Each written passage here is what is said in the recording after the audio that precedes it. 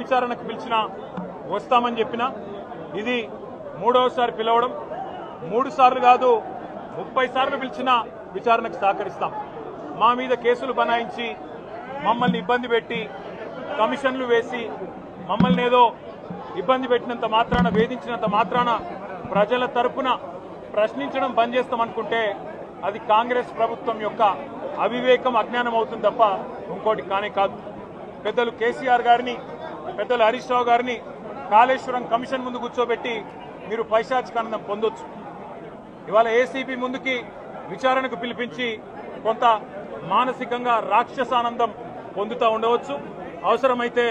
arrest కూడా చేస్తారు కావచ్చు కానీ ఒకటి పక్క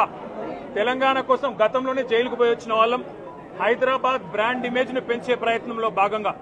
హైదరాబాద్ బ్రాండ్ ని కాపాడే క్రమంలో తీసుకున్న ఒక నిర్ణయం వల్ల మళ్లీ జైలుకు పోవాల్సి వచ్చినా భయపడేది లేదు ఒకసారి కాదు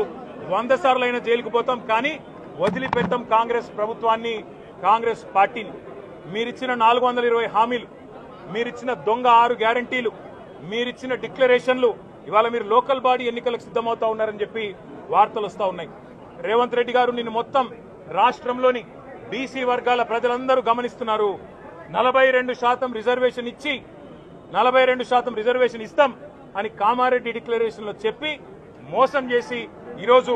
స్థానిక సంస్థల ఎన్నికలకు మరి రిజర్వేషన్ ఇవ్వకుండానే పోతున్న వైనాన్ని కూడా బీసీలు గమనిస్తా ఉన్నారు రైతు బంధు పేరిట ఎలక్షన్ బంధుగా మార్చి ఎలక్షన్లు వచ్చినప్పుడు మాత్రమే రైతు బంధు వేస్తున్న విషయాన్ని రైతులు గమనిస్తున్నారు నెలకు 2500 ఎగ్గొట్టిన విషయాన్ని ఈ రాష్ట్రంలోని మహిళలు గమనిస్తా ఉన్నారు 2 లక్షల ఉద్యోగాలని చెప్పి నువ్వు చేసిన మోసాన్ని ఈరోజు రాష్ట్రంలోని యువత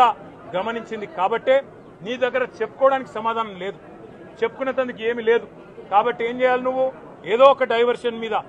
ఏదో ఒక రకంగా ఒక కమిషన్ అని ఎంక్వైరీ అని ఏదో జరిగిందని ఇదిగో పులి అంటే అదిగో తోక అని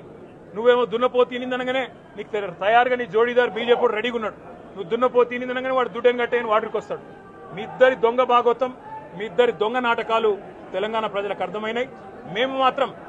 వాళ్ళ పెడితే గిడితే ఒక వ్యక్తినో 2 వ్యక్తులను జైల్లో పెడతాం కానీ లక్షలాది మంది కేసీఆర్ సైనికులను టచ్ చేసే ధైర్యం నీకు లేదు తెలంగాణ ప్రజలకు రక్షణ కవచంలాగా ఆనాడు ఉన్నది టీఆర్ఎస్ఏ ఈ రోజు ఉండేది బీఆర్ఎస్ఏ రేపటికి కూడా స్వీయ రాజకీయ అస్తిత్వమే శ్రీరామ రక్ష అనే విధంగా ముందుకు పోతాం నువ్వు ఒక్కసారి కాదు 100 సార్లు పిలిచినా వస్తా 100 సార్లు నిజమే చెప్తా నువ్వు లై డిటెక్టర్ పరీక్షకు నీకు దమ్ముంటే నువ్వు మగాడివైతే రా రాష్ట్ర ప్రజలందరూ చూస్తుండగా లై డిటెక్టర్ కూడా రెడీ